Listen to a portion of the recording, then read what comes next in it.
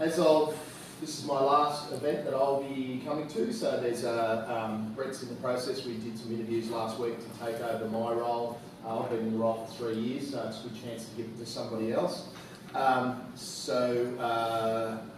I'm not sure if Brett's sort of ready to announce anything at the moment, but we're still in the process of the two applicants that put their hand up to take over my role. So what I'll go over today is just what we've learned through the last 3 years and the things that we're still going forward with. So one thing we've learned through the program is around how to procure energy. This was a program we did with Vic Water.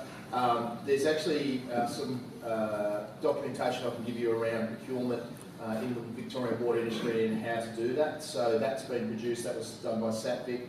That was a really good piece of work around various methods of procuring energy.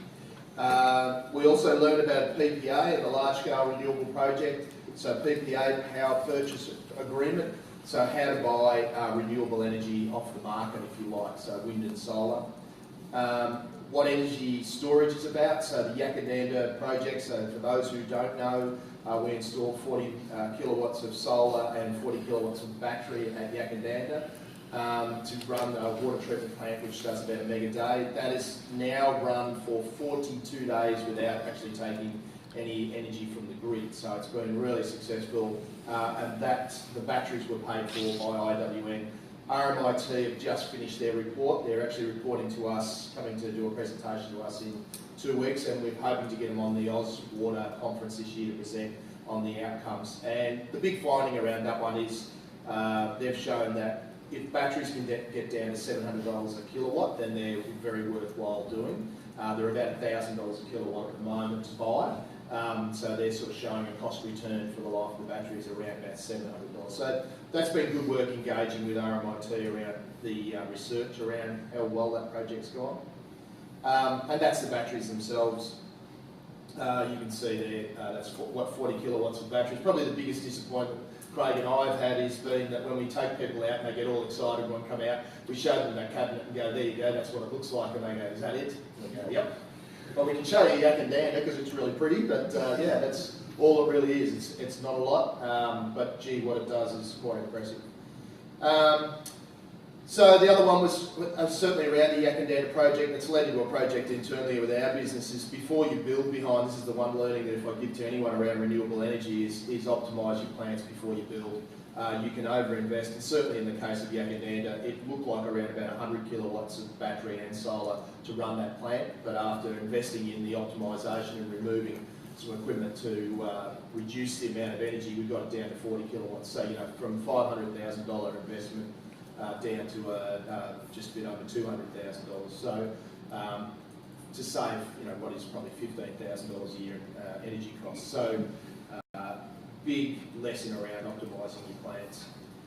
Sub-metering, so sub-metering is a project we're working on at the moment with Outperformers, and this came out of the energy aeration project benchmarking we did with WASA. The great thing about that was to show that IWN weren't just going out and doing their own thing, that we can collaboratively work with other associations, and WASA for them, what they got out of that was I was able to get all the 17 water corps signed up to be a part of that aeration project, which is the first time they've had any more than 20 people participate in a benchmarking project. They ended up getting nearly 45 water corps, so they were really happy with that. That led on to another project which we're working on at the moment around energy education. I'll talk a bit more in a minute.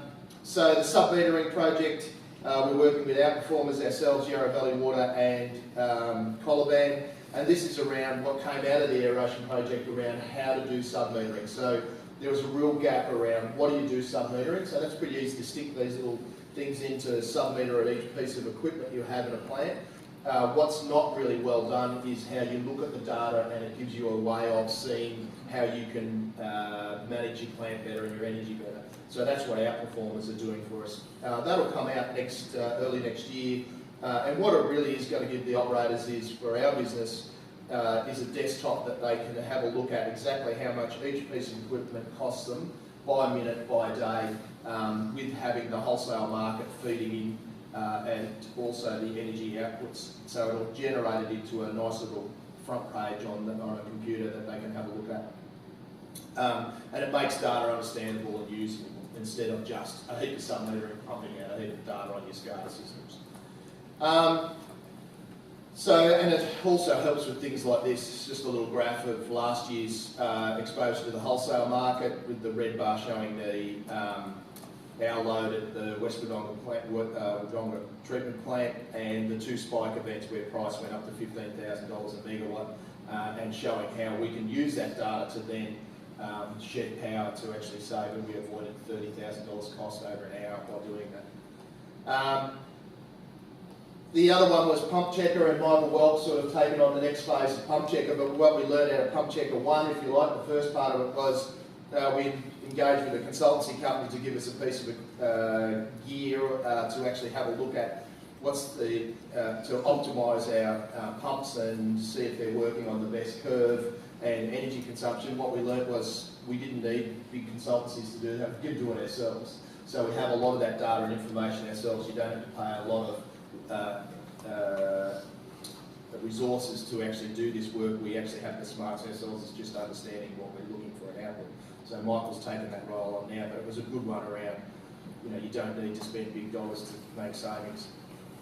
So what are we missing going forward? Well, we're looking at a template for energy knowledge, and that's the work that we're working with WASA. WASA's now, so all of the water corporations, I'm not sure if you're aware of it or not, but you are signed up to an energy education piece. What WASA is doing, they're putting together 3 pieces of energy training. One is aimed at board and executive, so to keep board and executive up to date and up to speed with how the markets work, how does energy work, what does behind the meter look like. Then there's engineering and I suppose you'd call it middle management education piece around how's the best way to procure energy, how's the best way to procure behind the meter, how does it all work, how does the market work. And then there's a piece that's aimed at operators, which will be a part of their Certificate 3 in NWP 07 in water operations, which will be about energy. So they can actually do a module through that around energy and energy consumption. The other one around we're working on a piece around other energy options, other energy storages. We're working with a couple of companies at the moment looking at hydrogen, which looks really, really interesting at this stage. And not only being a battery at night, so being able to generate, so if you put a nice big solar behind the meter and then at night you still need to generate power, the opportunity to use your recycled water, the power that you generate off your solar behind the meter solar during the day to generate hydrogen gas, that then runs it through a generator and then giving you basically battery power at night. The other offshoot about that, which I'm pretty excited about, is also you'll be able to generate enough hydrogen for your fleet. So next year, Hyundai and Toyota are bringing out hydrogen cars, and they're very keen on looking at businesses that have recycled water and excess energy to generate hydrogen to run cars. So this could be a really good opportunity, not only for green energy, but also green fleet. So we're really keen on this space at the moment. And last week at the All Energy Conference, it was what everybody was talking about was hydrogen generation. Seems to be the next big thing. As I said, the teach a person to fish, so that's really around the energy knowledge part. I was really pleased with some work we did, and this is around PPAs and behind the meter, about putting together a piece of letting people know about the knowledge and how to use energy, and things like that's the Yak plant. What does it all mean? How does it work? How does all of this come together?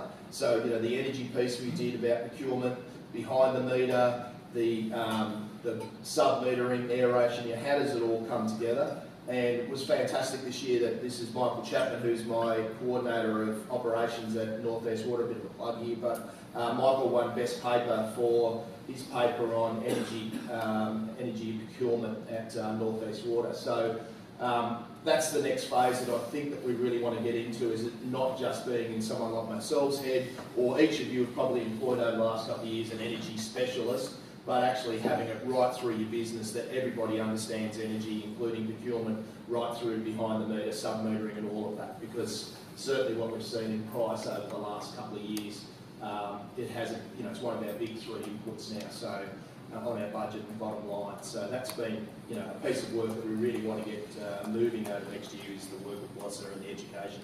So if you need to know any more about that and what your organisation is doing, please let me know and I'll make sure that the person who's we've chosen to represent your business, you're aware of who they are. And that's me, so I was probably 5 minutes over, but thanks. Dean, you're a mongrel.